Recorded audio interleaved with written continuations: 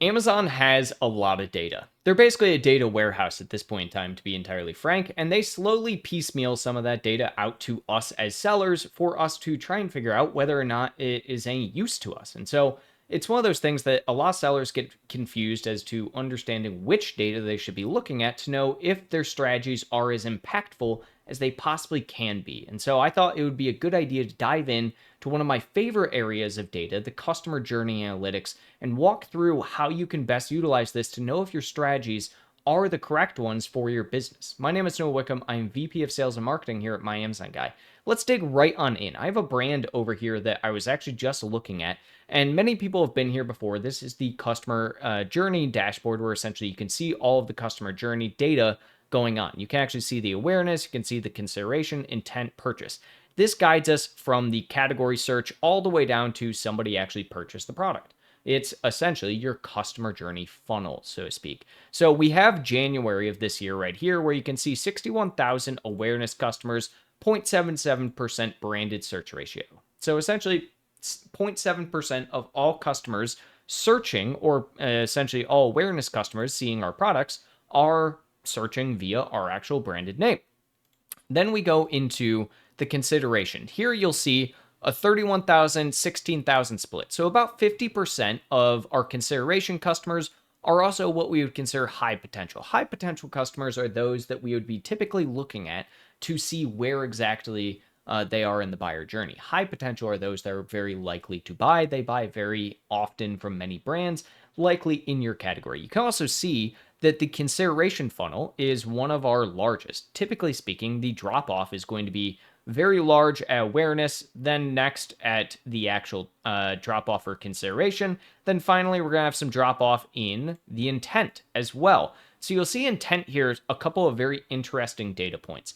The very specific one you should be looking at here is the added to cart and then your saved for later or add to wish list. I usually combine both these together into essentially one area. And so the reason this is so impactful and so important for us to actually be looking at this data is simply because we get to now understand, are people purchasing our product right now, or are they looking to potentially purchase our product in the future? That can guide us down specific advertising funnels with certain audiences, as well as understanding what type of brand analytics promotions, or brand tailor promotions, I should say, that we should be looking at from a whole. And then finally, we have our purchase. These are all the people that actually purchased the product. So in January, essentially, we had 5,500 new to brand purchases, 135 repeat purchases. So even though we had a 0.7% search ratio for our brand within the awareness side of things, about 135 of our orders came from repeat customers. So this is essentially just new people who are buying our product. Now, you then have to ask yourself, okay, so if we can see that we're primarily a new to brand, we don't have much awareness overall from an actual branded search term perspective, that leads typically to a very differentiated strategy comparatively to those that have a really big brand presence. If you go into your awareness and you see that you have a very high branded search ratio, then less of your campaigns from a targeting perspective should be those of branded search.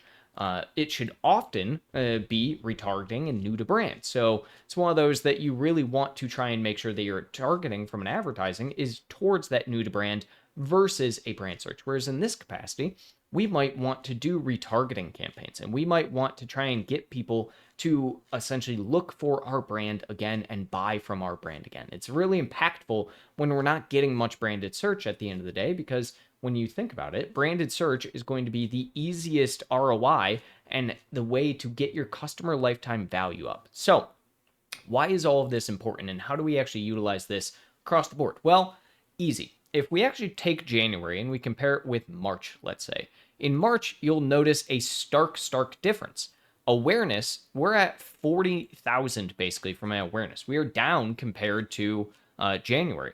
The difference here is that you'll see that our branded search ratio went from 0.77% all the way up to 1%. This is really impactful. It doesn't seem like a 0.3% difference would be all that much, but in reality, 0.3% difference when we're dealing with thousands of customers is a really big area. Now, the thing that is different here is that we're actually not dealing with all that many different customers the end of the day, the only prime differentiator is that we essentially just moved our customers from the awareness funnel further into the funnel. So one of the biggest things to look at here, we'll actually look at this January section. You'll actually see here, percentage wise, we have a differentiation from percentage. 61,000 here, right? 31,000 in here. And then March, we'll see here 39,000 to 28,000. We close that gap, right? We have closed that gap a bit. Now, if we look at our consideration, we were at 31,000 before and 16,000 high potential customers. Now we're at 28,000 consideration customers, and we are at 14,000 from that high potential. That is a much closer gap at the end of the day comparatively than where we were before. And even more so, you'll see that our view detail page is up significantly. This means that essentially we made a couple of changes on both the design side and our targeting side to move away from so much from the aspect of just getting people to see our product into now people are actually clicking on our product. This is really, really impactful because it shows that people are traveling further down the funnel, so to speak. So next we go into our intent, where again, we had a cumulative, let's say 6,000 or so, 6,200 people saved our products for later. We had a lot of add carts, 11K add to carts. Let's look at the March data. So in March, we had 13,000 add to carts, and we still had a cumulative 6,200 for the save to later and the add to wish list. You'll see that that number is very stagnant at the end of the day, but the differentiator is the added to cart. More people at the end of the day have added to cart than we did in January, even with a very large top of funnel. So we have basically taken a lot of that former audience and moved them down the funnel into considering the product and also having the intent to purchase the product as well. Now, finally, let's actually look at the purchase comparison. So January, we again are looking at this 5,500 number for new to brand orders, 135 repeat customers. Whereas in March, we upped that significantly for the new to brand at that 6,800. So you kind of remember what I said here when we're looking at that awareness side of things, right? The awareness that we were doing in January, we saw immensely in January. We didn't have much from a branded search, right? So that means not many people know our brand name. So how do you solve that? And how do you get essentially more purchases? Well, you should change around your advertising strategy to be geared much more towards new to brand customers and trying to grow your overall brand segmentation while simultaneously retargeting those former customers who made it towards your consideration and your intent, specifically that intent side of things, right? Where in January, we're seeing right around 6,200 here. And we really want to move that intent upwards, right? We want to try and get them to move past just the initial stages of intent. So we did that and we got back to that 6,200, but we're getting more people in the funnel purchasing. So finally, we'll come back here into March, right? And look at this. So from this capacity, we can now see that the majority of our orders are new to brand orders and we don't get a lot of repeats. And the question there probably comes into, why don't you get a lot of repeats even if you are getting more people who are searching your brand name? And a couple of different factors come into play here, right? If you're selling a product that has high repurchasability, you're going to inevitably over time see that your overall branded search goes up in percentage, especially if you're also a name known brand. However, if you're a product that does not have a repurchasability, and most often people are going to buy the product once and then never have to rebuy it because it's either a quality product or it's just years down the line when they'll be replacing it, you're not going to have people rebuying your product very often. You're not going to have too many repeat customers. And that's exactly the case for this brand here, where essentially what we're seeing is we're seeing this brand essentially only focus on new to brand customers and new to brand acquisition because they don't get repeat buyers. They don't have repurchasability. It's essentially they buy the product once and that's all they need. And whether or not that works for every brand, that's beside the point. The point being is that you should take some of this data and look every month, month over month, and understand how are you actually moving, essentially, your customers down that funnel.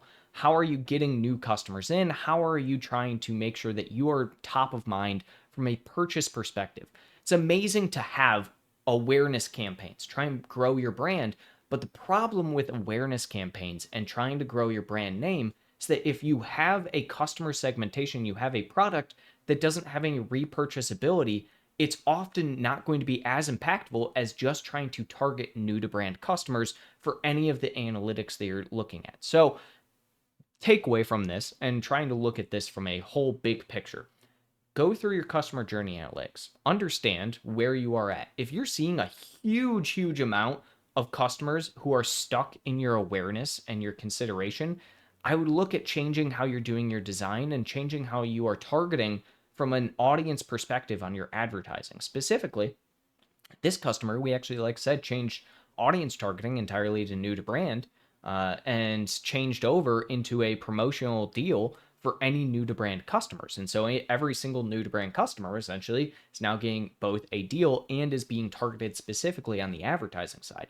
This allows us now to focus entirely on bringing them in, getting them to buy, and then moving on to the next new to brand customer rather than trying to do any repeat buys or retargeting towards our former customers at the end of the day. So, great example right here of exactly why it is you should be focused so heavily on your customer journey analytics. I encourage every single person to go through and look at your customer journey analytics and look at the trend data, which is the bigger picture of all of this, and try and understand what the trends are showing you as you are implementing certain strategies month over month. And at the end of the day, if all of this is a little bit over your head and you don't understand exactly where to go with it, that's no problem whatsoever. Come over to my Amazon guide, book a call with one of my Amazon experts. They'll be able to walk you through customer journey analytics and even show you how we can kind of utilize this strategy to grow brands like we do for all the 400 that we currently manage.